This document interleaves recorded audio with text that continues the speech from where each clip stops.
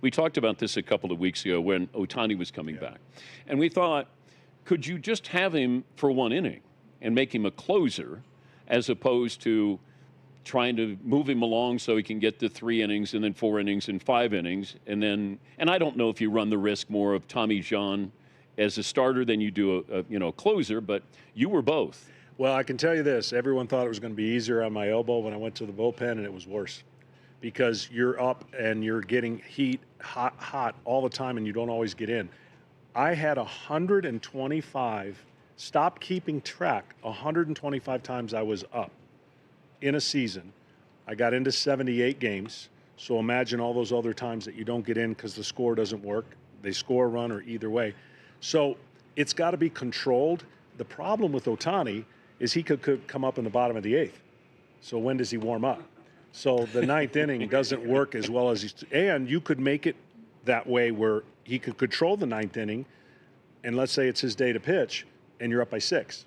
So the closer's role. Why are you adding logic to this? We're trying to go viral here. That Smoltz says Ohtani should be a closer. I'll tell you this: there is a greater possibility that could happen in the postseason than a regular season game. So I think there's things that can be worked out. He's such a freak of nature that I probably wouldn't take him long to get ready. He's so athletic.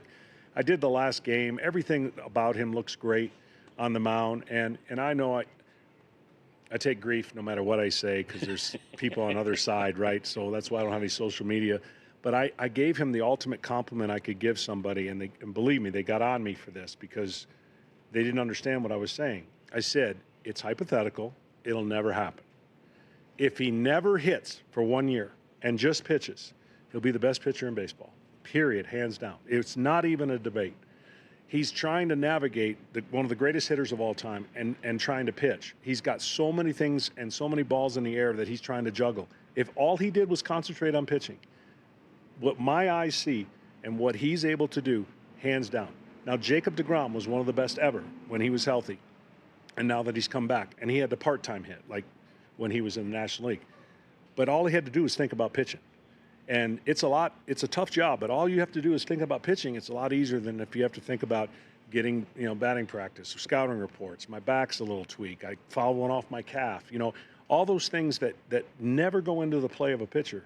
And so I don't know if people thought I was slighting them or if I don't know. It doesn't matter. Honestly, who's going to beat the Dodgers? Is that it? Is that the conversation of the 2025 season? Who's going to beat the Dodgers? Is that it? That's got to be the conversation. Yeah, that's it. I mean, there's some clubs that can on a short series can definitely beat them, but I don't see them stumbling a whole lot. They'll figure out their combination of rosters, and I'm sure they'll have injuries like everybody else, but it's an incredible team they put together.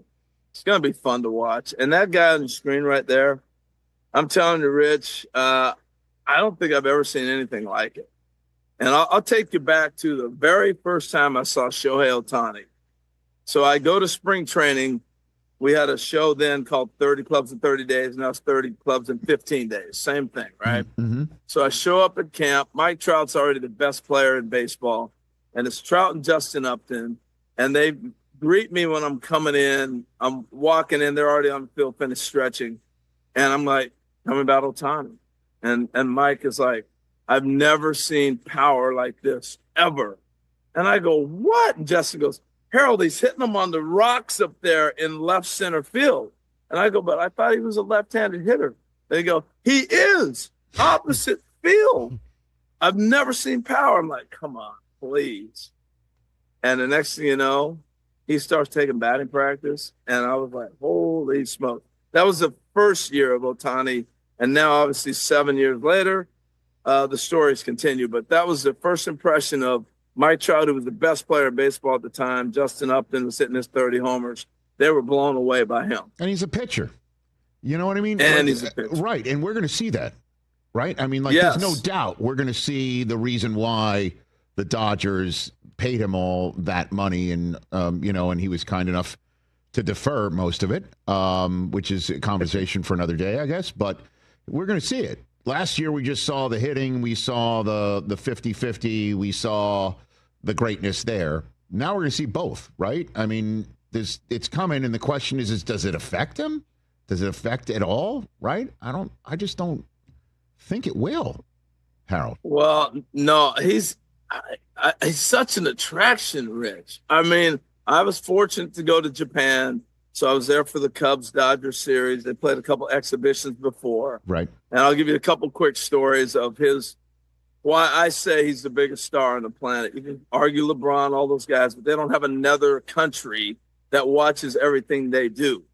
And so Shohei Ohtani, I don't care if he put his toe out of the dugout, people went bananas.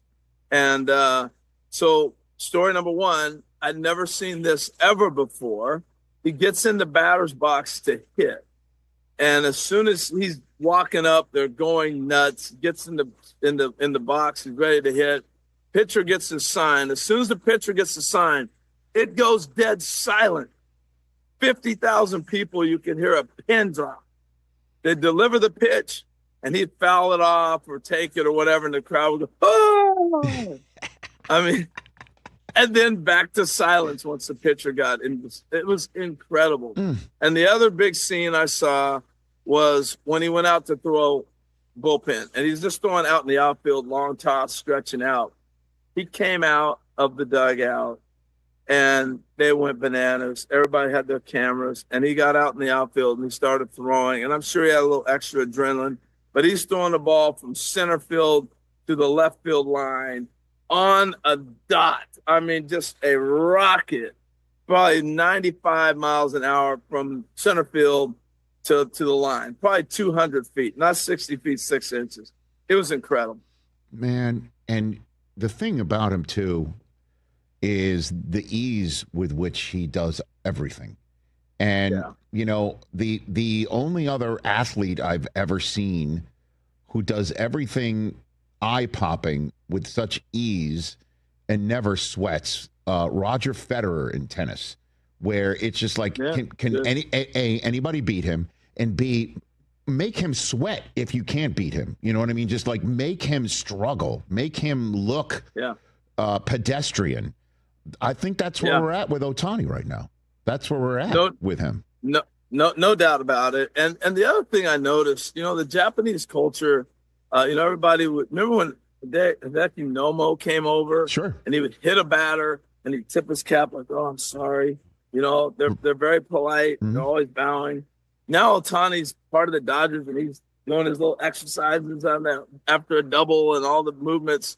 And now I'm watching high school baseball in Japan in the hotel, and these kids are hitting a double, and they're doing all these crazy things that Ohtani does. It's just opened up the whole culture to something that I think they're even adjusting to as they follow his growth over here and everything that he does. It's incredible. All right, now let's jump into your Los Angeles Dodgers. Yes. Getting set to defend its crown. I saw this week. I've been watching baseball my whole life.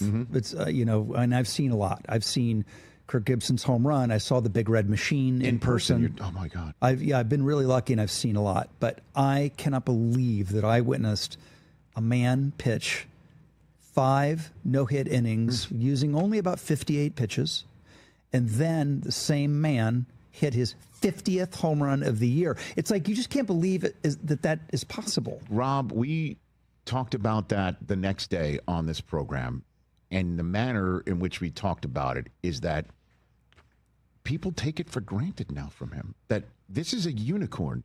He threw 5 no-hit innings. Threw 100 miles an hour. Stays in the game, and then pokes his 50th home run out of the yard. And it's just like, oh, okay, that's Shohei Ohtani. And a moonshot. It's unreal. Anybody will tell you, the sound of his bat is unlike anybody that you've ever heard. And it's true. The first time I went and saw him live, that's what I was struck by. And I talked to Dave Roberts afterward. I go, is it just me? He goes, no, I've never heard anything like it. Well, in the night where last Friday night when Kershaw had his last regular season start there, Ohtani comes up after Kershaw leaves the game. Next half inning, he's up. Robbie Ray's on the mound. He's a Cy Young Award winner of his own right. And he threw something, like, was it 95, 96? Inside and up. And he poked it down the left field line for a 3-run jack. And then Mookie Betts comes up the next at bat. And then, by the way, later in the game, Freeman knocks in Ohtani and doubles and bets the third. And I was looking at it. I mean, is that a $500 million on the base paths? Yeah, right there. By the way, do you remember when the ownership signed Ohtani? Everybody was like clutching their pearls about it.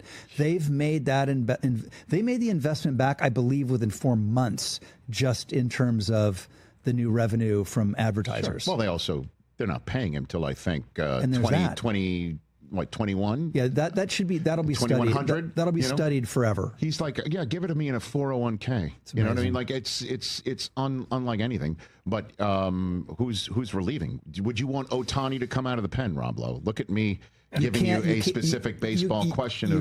You can't have him come out of the pen because he'd have to be in the bullpen, being ready, and he's going to be batting. So just that alone you can't do. I guess you'd have to warm him up after could he homer? How about this? I'd rather see. This would be great in a baseball playoff game. Right. Ohtani homers. Chris, back me up. I don't think we've ever seen this, TJ, right? I don't think it's ever existed. Homers. He homers, and as he rounds home plate, he then runs to the bullpen to warm up to save the game he just gave the Dodgers to a lead. That could happen. Let's do it. Wouldn't that be a first? Because he's just like, hey, I'm not up for another 8 batters. No, if he's not up for another 8 batters. And he just homers to give him the lead. Okay. Goes around home plate and then runs, doesn't go to the dugout. Or he does the dugout. He'll high five everybody. Yeah. Then hop out of the other end and run out to the bullpen. What do you think? I think that's a possibility. Let's do it. Make it happen. That's so fun. It's stupid. Yeah. But it's we cannot sit here and say that is out of the realm of possibility. It's not out of the realm. It's not. Non-zero chance. Right? That's right. Yeah. No. Oh, it's going to be so fun. God, how amazing Cannot would wait. that be? Cannot wait. Unless you're the Padres. You know what I mean? Or you're one of those teams that would be on the business end of something like that. Yeah, the Padres clinched last night. They're in. They're in. Okay, the Phillies are pretty damn good. The Brewers are pretty good. Phillies are good. The Brewer. I like the Brew Crew. I'm a big Brew Crew fan. Are you really? What, because you're from Gorman Thomas days or something like that? Gorman Thomas. How about that name? Whoa. I just went old school on you. You just wake up and he'd be leading the leagues of home run. You'd be like, who? I know.